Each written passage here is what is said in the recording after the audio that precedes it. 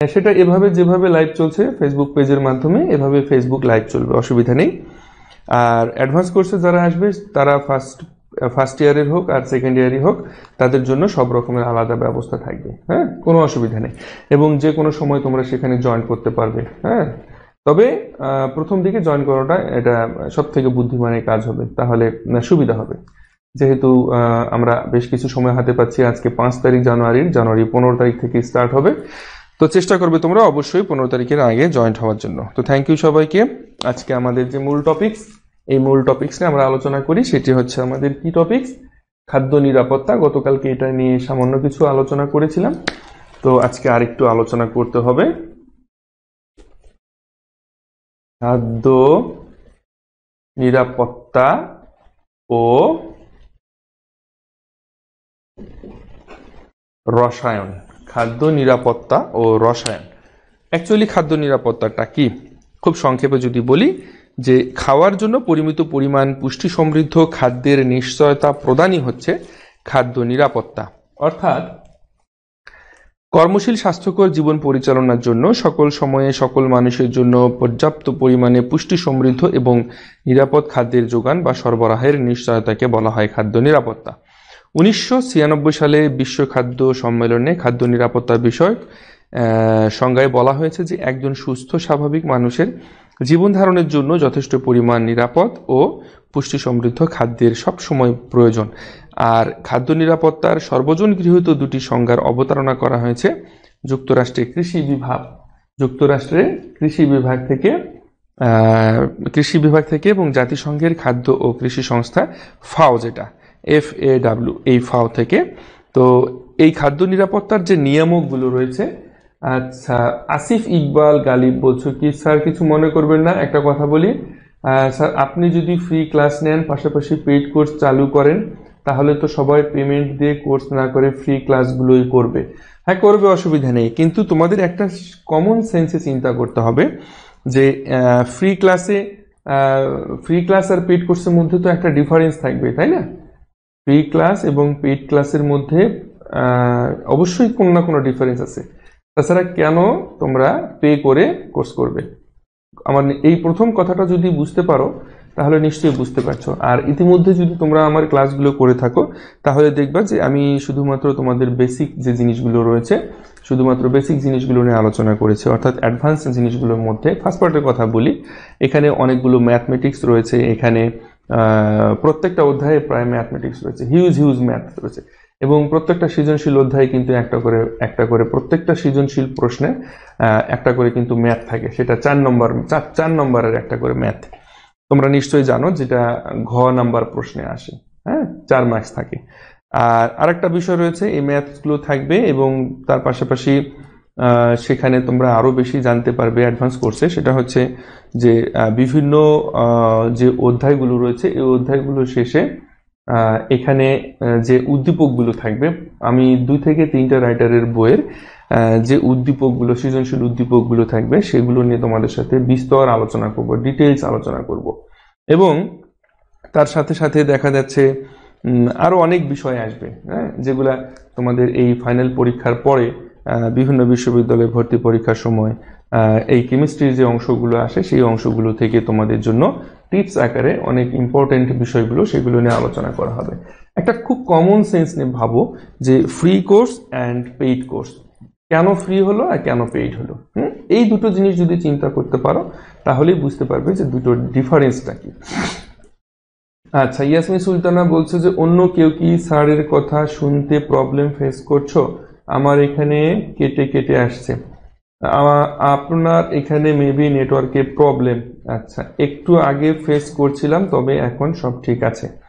আচ্ছা, মোহাম্মদ আফিফ হাসান ওদুদ, ওয়ালাইকুম সালাম আসিফ হাসান।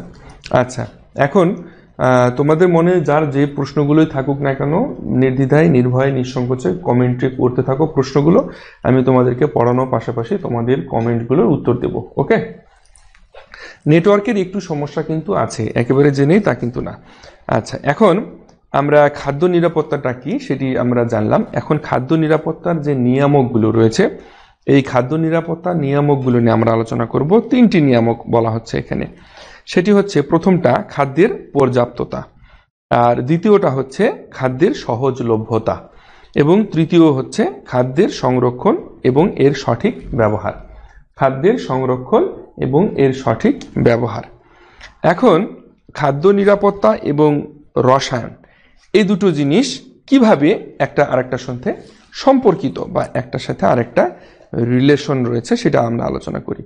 যে পূর্বে আমরা আলোচনা করেছি যে খাদ্য নিরাপত্তার নিয়ামক সমূহ পর্যালোচনা করলে সহজেই রসায়নের ভূমিকা সম্পর্কে অবহিত হওয়া যায়। যেমন খাদ্যের পর্যাপ্ততা। খাদ্যের পর্যাপ্ততাটা কি? সাধারণভাবে মানুষ তার খাদ্যের জন্য প্রত্যক্ষ এবং পরোক্ষভাবে উদ্ভিদের উপর নির্ভরশীল। আচ্ছা, উদ্ভিদের উপর নির্ভরশীল, এটা কিন্তু আমরা সবাই জানি।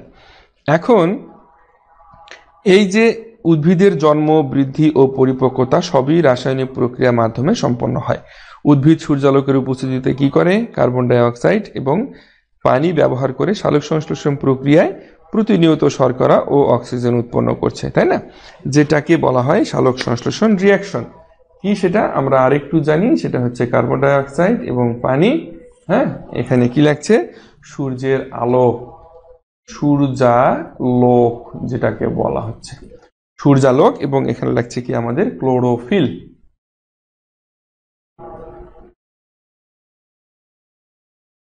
ক্লোরোফিল লাগছে। তাহলে সেখান থেকে আমরা কি পাবো? সেখান থেকে আমরা পাবো গ্লুকোজ C6H12O6, তাই না? এবং কি পাবো? অক্সিজেন, যে অক্সিজেনটা আমরা গ্রহণ করি, তাই না? তো এখন এখানে দিতে হবে 6, এখানে দিতে হবে 6। তো এখন এই যে সালোক সংশ্লেষণ বিক্রিয়া বা সালোক সংশ্লেষণ প্রক্রিয়ায়, এই প্রক্রিয়া ছাড়া মানব জীবন বা যে কোনো প্রাণী জীবনে কিন্তু অসম্পূর্ণ, অর্থাৎ বেঁচে থাকা সম্ভব নয়। আচ্ছা, এখন এই যে উদ্ভিদের যে বৃদ্ধি এবং পরিপক্কতার জন্য প্রয়োজনীয় বিভিন্ন উপাদান উদ্ভিদ মূলের সাহায্যে কি করে? মাটি থেকে সংগ্রহ করে। এসবই প্রাকৃতিকভাবে সংগঠিত হয়ে থাকে। এখন খাদ্য নিরাপত্তায় খাদ্যের পর্যাপ্ততা নিশ্চিত করতে খাদ্য উৎপাদন বৃদ্ধির কোনো বিকল্প নেই। এক্ষেত্রে রসায়নের ভূমিকা উল্লেখযোগ্য। যেমন প্রয়োজনীয় জিন প্রযুক্তি ব্যবহার করে উন্নত জাতের অধিক ফলনশীল ফসলের বীজ উৎপাদন ও এর ব্যবহার নিশ্চিত করা। উদ্ভিদের সঠিক বৃদ্ধি এবং পরিপক্কতার জন্য প্রয়োজনীয় পরিমাণ বিভিন্ন পুষ্টি উপাদান যেমন জিঙ্ক, ম্যাঙ্গানিজ, নাইট্রোজেন ইত্যাদি সরবরাহ পিএইচ নিয়ন্ত্রণের মাধ্যমে নিশ্চিত করা। 3 নম্বর হচ্ছে খাদ্য উৎপাদন বৃদ্ধির জন্য প্রয়োজনীয় বিভিন্ন সার যেমন ইউরিয়া, ড্যাপ, টিএসপি ইত্যাদি ব্যবহার করা।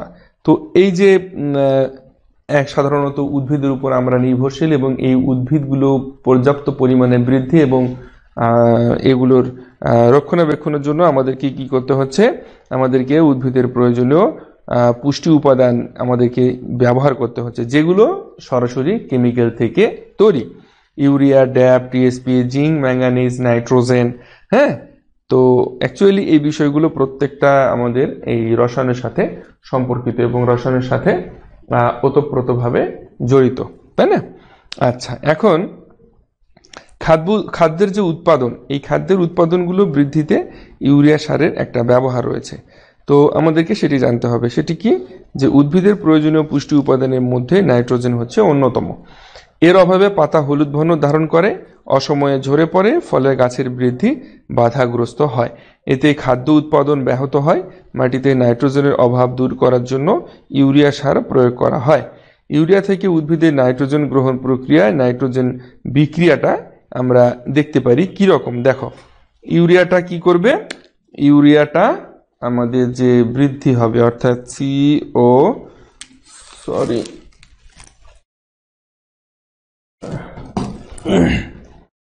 CONH2, তাই না? আচ্ছা, এরপরে আমাদের সেটা পানির সাথে বিক্রিয়া করবে, বিক্রিয়া করে আমাদের অ্যামোনিয়াম কার্বামেট তৈরি করবে।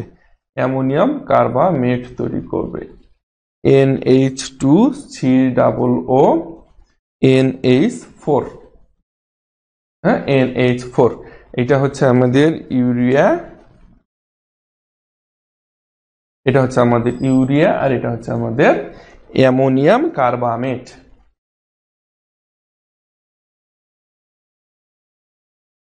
Ammonium ammonium carbamate. ওকে, তো খাদ্য উৎপাদন বৃদ্ধিতে ইউরিয়া সারের যে ব্যবহার রয়েছে সেই ইউরিয়া সারের ব্যবহারটা আমরা এই যে দেখতে পাচ্ছি যে এখানে অ্যাকচুয়ালি উদ্ভিদের বৃদ্ধির জন্য আমাদেরকে ইউরিয়া সারটা ব্যবহার করতে হচ্ছে, তাই না? তো এরকম আরো অনেকগুলো এক্সাম্পল রয়েছে। তো এটা ছিল আমাদের প্রথম নিয়ামক, সেটা কি? খাদ্য উৎপাদনে বা খাদ্যের পর্যাপ্ততা, এবং খাদ্যের যেহেতু পর্যাপ্ত যদি খাদ্য আমাদের না থাকে তাহলে সেক্ষেত্রে খাদ্য উৎপাদন বৃদ্ধিতে ইউরিয়া